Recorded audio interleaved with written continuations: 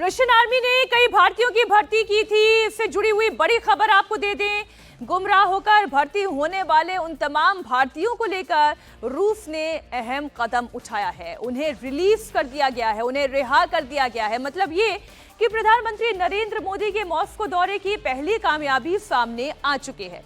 रूस ने उन सभी भारतीयों को डिस्चार्ज करके घर भेजने का फैसला किया है जो गुमराह होकर रूस चले गए थे और वहां की आर्मी में काम कर रहे थे। प्रधानमंत्री नरेंद्र मोदी ने इस मामले को रशिया के राष्ट्रपति व्लादिमीर पुतिन के सामने भी रखा, जिसके बाद सरकार ने यह बड़ा फैसला किया। मतलब ये कि प्रधानमंत्री नरेंद्र मोदी ही वो शख्स हैं जो डिनर की टेबल पर बैठने के साथ साथ पुतिन से अपने लोगों को छोड़ने की बात कर सकते हैं, और की है। और तभी पुतिन ने उनकी बातों को स्वीकार भी किया है। ये केवल 1-to-1 रिलेशनशिप का ही असर है जो आप देख पा रहे हैं कि पुतिन ने प्रधानमंत्री नरेंद्र मोदी की बात मानते हुए उन तमाम भारतीयों की रिहाई का फैसला कर लिया है। दरअसल कुछ महीने पहले रूस में कई भारतीय लड़कों को गुमराह करके रशियन आर्मी में भर्ती कराया गया था और इसका वीडियो सोशल मीडिया पर वायरल भी हुआ था। इसमें कुछ लड़के रशियन आर्मी की ड्रेस में दिखाई दे रहे थे और ज्यादातर लड़के पंजाब और हरियाणा के रहने वाले थे, जिन्हें वहां धोखे से फंसाकर आर्मी में भर्ती कर लिया गया और इन सभी को यूक्रेन के खिलाफ जंग लड़ने की ट्रेनिंग दी गई। इसका वीडियो जारी कर युवकों ने मदद की गुहार लगाई। हमसे वो पैसे मांगने लगा। मतलब रशिया घूमने के लिए आए थे नवे साल पर, और हमें यहाँ पर एक एजेंट मिला। उसने हमें यहाँ पर घुमाया फिराया रशिया में, और वो बाद में हमें बोला कि मैं आप सबको बेलारूस के लिए ले चलता हूँ, वहाँ पर आप सबको घुमा फिरा के लाता हूँ। और वो हमें बेलारूस लेकर चला गया। हमें इस बात का नहीं पता था वहाँ पर वीज़ा की ज़रूरत होती है। वो हमें ऐसे ही लेके चला गया और वहाँ जाकर हमसे वो पैसे मांगने लगा। मतलब जो उसने पहले पैसे मांगे थे हमने वो दे दिए, उसके बाद और पैसे मांगने लगा। हमारे पास और पैसे नहीं थे। उसने हमको ना वहीं पर बेलारूस हाईवे पर छोड़ दिया और वहाँ फिर हमको पुलिस ने पकड़ लिया। पुलिस ने पकड़कर रशिया आर्मी को दे दिया हमें। रशिया आर्मी ने हमें पता नहीं कहाँ पर रखा, 3 से 4 दिन रखा। और हमारे आगे एक हमारी भाषा वाला बंदा आया, मतलब उससे फ़ोन पर बात करवाई और हमारे आगे शर्त रखी, या तो आप सबको 10 साल की जेल होगी या फिर हमारे साथ एक कॉन्ट्रैक्ट साइन कर लो जिसमें आपको कुछ नहीं करना है। आपको मतलब हेल्पर की जॉब मिलेगी, खाना वगैरह बनाने में, या ड्राइवर वगैरह की कोई ऐसी जॉब मिलेगी। आप हमारे साथ कॉन्ट्रैक्ट साइन कर लो। तो हमने वो कॉन्ट्रैक्ट कर लिया। वो उनकी भाषा में था, हमें नहीं पता था उसमें क्या क्या लिखा है। और उसके बाद उन्होंने हमें ट्रेनिंग सेंटर पर डाल दिया। वहाँ हमें जाके पता चला भी हमारे साथ धोखा हुआ है। उन्होंने हमें आर्मी में भर्ती कर लिया है। वहाँ पर हमारे साथ ट्रेनिंग दी गई। ट्रेनिंग देने के बाद हमें यहाँ पर यूक्रेन छोड़ दिया गया। यूक्रेन हमारे साथ, हमारे जो साथी थे उनको ना फ्रंट लाइन पर डाल दिया गया है। हमारे साथ और भी साथी थे और हम 7 बंदे हैं जो कि 1 या 2 दिन के अंदर हमें भी कह रहे हैं कि आपको फ्रंट लाइन में डालेंगे और आप सबको युद्ध लड़ना पड़ेगा।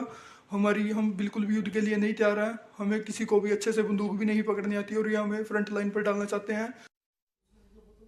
इस वक्त इंडिया टीवी के पॉलिटिकल एडिटर देवेंद्र पराशर हमारे साथ जुड़ गए हैं। देवेंद्र, देखिए, डिफेंस डील क्या होगी, इकोनॉमी को, दोनों देशों को किस तरीके से आगे बढ़ाया जाएगा, वो अलग बात है। लेकिन पहली कामयाबी तो प्रधानमंत्री के दौरे के सामने आ गई है। बड़ा फैसला लिया है रूस ने। बिल्कुल। और कल रात जो अनौपचारिक डिनर के दरमियान जो बातचीत हो रही थी, अनौपचारिक बातचीत, उस बातचीत में ही भारत के प्रधानमंत्री नरेंद्र मोदी ने जब रूसी राष्ट्रपति व्लादिमीर पुतिन को इन सारी बातों और अपनी चिंताओं से अवगत कराया और बहुत गंभीरता के साथ अवगत कराया, उसी समय ये आश्वासन मिल गया और ये भरोसा मिल गया और उसके बाद उसके तरफ से इस बात का ऐलान भी कर दिया गया था। तो कुल मिलाकर एक बड़ी सफलता, इसमें कोई दो राय नहीं। कितने भारतीय फंसे हैं इस बात को लेकर दोनों ही सरकारें अभी उसे ट्रेस कर रही है कि आखिर कितने भारतीय ऐसे हैं जिसका रूसी फौज में इस्तेमाल किया जा रहा है। और हम सभी जानते हैं कि अलग अलग तरीके से उनका इस्तेमाल किया गया है। पहले दुबई के एक शख्स ने किस प्रकार से यूट्यूब पर एक झांसा दिया और नौकरी के बहाने, उसमें ये नहीं बताया गया था कि नौकरी कौन सी है, पैसे वगैरह इन सारी चीज़ों का जिक्र करके उन्हें वहाँ पर बुलाया गया। और बाद में जब उन लोगों को पता चला कि उन्हें फ्रंट लाइन पर भी भेजा जा रहा है, तो जाहिर तौर पर उनमें से कईयों की जान सकते में गए, क्योंकि उनकी ऐसी कोई ट्रेनिंग नहीं थी। दूसरी चीज़ कि जब 2 भारतीयों की मौत हुई वहां पर रूस यूक्रेन वार के दरमियान रूसी फौज की तरफ से लड़ते हुए, उसके बाद ये चिंता और ज़्यादा बढ़ी। और तब पहले भारत के विदेश मंत्री ने रूसी विदेश मंत्री से बात की, सेक्रेटरी लेवल पे बातचीत हुई, और अब प्रधानमंत्री और राष्ट्रपति यानी कि टॉप लेवल पे जब बातचीत हुई, उसके बाद ये फैसला लिया गया है। अब बहुत जल्द उन सारे व्यक्तियों को चिन्हित करके स्वदेश वापसी यानी कि भारत वापस उन्हें भेज दिया जाएगा। और एक बड़ी राहत, और आपने देखा कि किस प्रकार से इस मसले को लेकर पॉलिटिक्स भी हो रही थी। कांग्रेस पार्टी ने सरकार के ऊपर दबाव भी बनाया, उसमें सवाल भी खड़े किए कि ऐसा कैसे है, और प्रधानमंत्री नरेंद्र मोदी को उन भारतीयों को सुरक्षित वापस लाना चाहिए। हालांकि भारत सरकार ऑलरेडी उसमें काफ़ी ज़्यादा आगे बढ़ चुकी थी और अब पीएम मोदी के दौरे के बाद निश्चित तौर पे एक बड़ी सफलता है। मीनाक्षी, बाकी जो चीज़ें हैं जैसे बायलैटरल टॉक्स में एनर्जी को लेके बहुत इंपॉर्टेंट आज बातचीत होनी है, डिफेंस सेक्टर को लेके बहुत मेरे ख्याल से देवेंद्र इस पूरी खबर के एक पॉलिटिकल पहलू पर भी बात करनी चाहिए कि कई बार आपने देखा था चुनावों के दौरान भी इस बात का मजाक उड़ाया गया था कि प्रधानमंत्री नरेंद्र मोदी ने फोन पर बातचीत कर ली, अच्छा रूस और यूक्रेन के मुद्दे को सुलझाने की कोशिश कर ली, कुछ देर के लिए वॉर को रुकवा भी दिया। आज वो ये तस्वीरें देख रहे होंगे तो एक बड़ा मैसेज जा रहा होगा उन तक भी।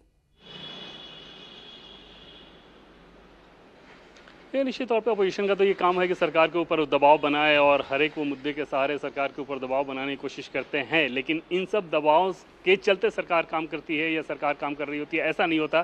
सरकार ऑलरेडी उसमें इस मसले को लेकर बहुत ज़्यादा सक्रिय थी और क्योंकि ये लोग बहुत अवैध तरीके से गए थे तो जाहिर तौर पर आप सरकारी प्रक्रिया के तहत तो गए नहीं थे कि सरकार शुरू में ही आपको रोक दे।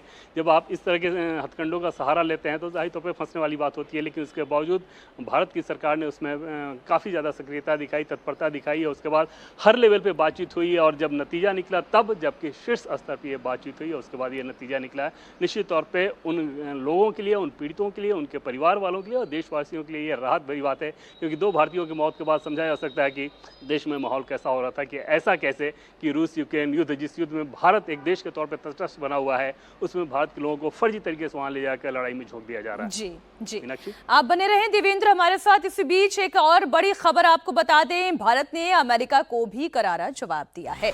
भारत ने कहा है कि जंग से नहीं बल्कि बातचीत से ही हर समस्या का समाधान निकलेगा।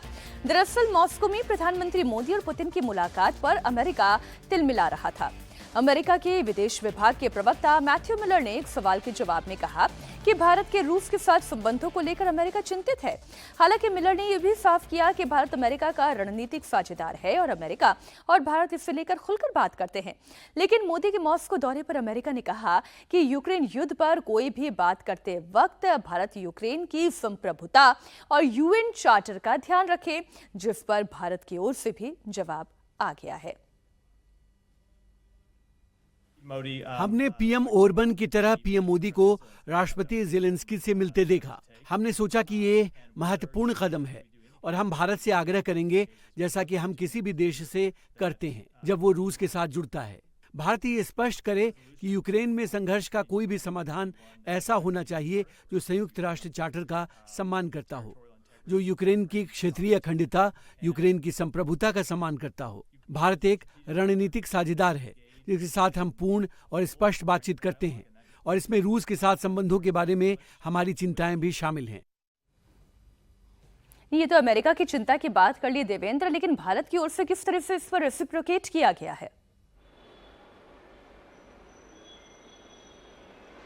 ये बात तो हमेशा से ही कहते रहा है और रूस यूक्रेन युद्ध में आपने कई बार देखा कि दुनिया के दूसरे बड़े देश अमेरिका सहित वहाँ के लोगों ने इस बात को कोट भी किया था कि प्रधानमंत्री नरेंद्र मोदी ने जब ये कहा था कि ये युद्ध का दौर नहीं है, ये युद्ध का समय नहीं है और शांतिपूर्ण तरीके से समाधान होना चाहिए। भारत आज भी अपने उस रुख पर कायम है, तटस्थता के रुख पर कायम है और दोनों ही देशों के प्रमुखों के साथ जब बातचीत होती है, चाहे रूस के प्रमुख हों या यूक्रेन के प्रमुख हों, वहाँ भी पीएम मोदी इस बात को कहते रहे हैं और दोनों देशों ने भारत के स्टैंड का सपोर्ट भी किया है। हाँ, पश्चिम देश जो चाह रहे थे कि रूस के खिलाफ जो उनकी कार्रवाई है उसमें भारत शामिल हो जाए, तो भारत ने एकदम 2 टूक शब्दों में उस बात से इनकार कर दिया था। दूसरा, भारत की ऊर्जा की जो ज़रूरतें हैं, जैसे बहुत सारे पॉलिटिकल कॉरिडोर में आपने सुना होगा अपोजिशन के कॉरिडोर में कि भारत का जो भुगतान संतुलन है वो बढ़ रहा है और आयात हम ज़्यादा कर रहे हैं। वो आयात ज़्यादा इस लिहाज से और बढ़ गया है क्योंकि ऊर्जा की ज़रूरतों को पूरा करने के लिए रूस से जब पश्चिम देशों ने गैस और तेल लेना बंद कर दिया तो भारत को सस्ते दाम पे मिला और भारत ने ज़्यादा आयात किया है। तो जब ज़्यादा आप आयात करेंगे तो उसमें आपको फ़ायदा होगा। मतलब ये कि भारत अपना इंटरेस्ट देख रहा है कि हमें सस्ते दर पे कहाँ से गैस या तेल अगर मिल सकता हो तो हम वहाँ से लेंगे। रूस के साथ हमारा जो इक्वेशन है वो अपने हिसाब से है, उसमें दुनिया के दूसरे देशों का स्टैंड उसे प्रभावित नहीं कर सकता और ये अपने आप में भारत की विदेश नीति की ताकत है कि कैसे ऐसे समय में जब दुनिया रूस यूक्रेन युद्ध के मसले को लेकर एकदम से बटी हुई है, भारत दोनों ही पक्षों के साथ समान संतुलन बनाकर चल रहा है अपने हितों को ध्यान में रखते हुए। और ये जाहिर बात है कि जंग किसी समस्या का का समाधान नहीं है और बातचीत से हल निकलेगा, ये भारत का आज का नहीं उस वक्त का भी स्टैंड है जब रशिया और यूक्रेन के बीच में ये जंग शुरू हुई थी। देवेंद्र, आप बने रहे हमारे साथ। प्रधानमंत्री नरेंद्र मोदी थोड़ी देर में मॉस्को में भारतीय समुदाय के लोगों के साथ आज मुलाकात करने वाले हैं। साथ ही मॉस्को में रह रहे इंडियन डायस्पोरा के लोगों को वो संबोधित भी करने वाले हैं।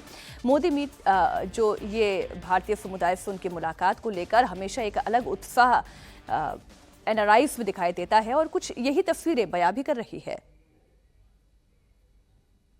उनके विजिट के लिए वियना के अंदर, जहां तक मैं जानता हूं एज अ स्टूडेंट और रिसर्चर, हम काफ़ी उम्मीद से उनकी ओर देख रहे हैं कि मोबिलिटी प्रोग्राम्स बेहतर किए जाए, जो वीज़ा प्रोसेसिंग टाइम्स वगैरह हैं या फिर जो इमिग्रेशन में अड़चनें आती हैं स्टूडेंट्स को या फिर माइग्रेंट्स को, वो कम की जाए। मेरे को 22 साल हो गए यहाँ पे, तो काफ़ी अच्छा लग रहा है कि इस बार प्राइम मिनिस्टर जी आ रहे हैं, क्योंकि मेरे भी बच्चे हैं, उन्होंने कभी नहीं देखे है कि कोई भी प्राइम मिनिस्टर इंडिया का है, हमने खुद भी नहीं देखे हैं।